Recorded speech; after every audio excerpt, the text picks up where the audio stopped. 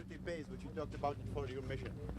Well, I believe that when the president sent me out here, the main purpose in his mind for this discreet mission in advance of a secretarial trip was to begin to restore the security relationship in a way that would affect the environment on security.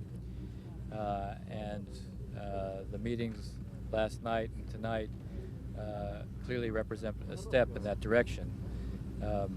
As my Palestinian colleagues have made very clear, the meetings are not for their own sake, they're to produce results, and that's what we'll be looking at.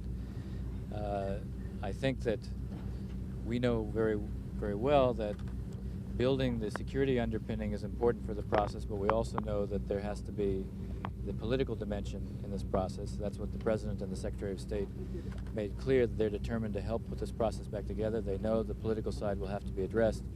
And I think that we have a start at this point on the security relationship, and we'll look for the concrete results, and we'll be watching.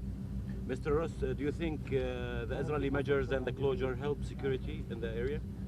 Well, obviously there are measures that are taken that relate to certain concerns or certain threats, but by the same token, measures that don't relate to so clearly to security are measures that are not helpful and would be counterproductive, and are counterproductive. Joint committees of security, American, Israeli, and Palestinian, will continue meeting, or according to Israeli, sometimes they refuse that the American will participate? Well, I believe that the meetings that have begun will continue, yes.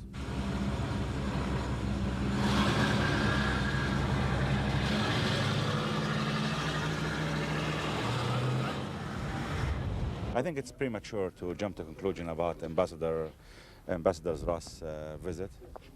I don't think we can separate between any of the components of the peace process, whether we're talking about security dimension, or talking about land dimension, or settlement dimension, or implementation of agreements. They are an integral part of a whole. Realistically speaking, when we talk about one, we talk about everything. We really hope that these efforts being exerted to restore confidence and credibility to the peace process will culminate in reviving the peace process and putting the peace process back on track.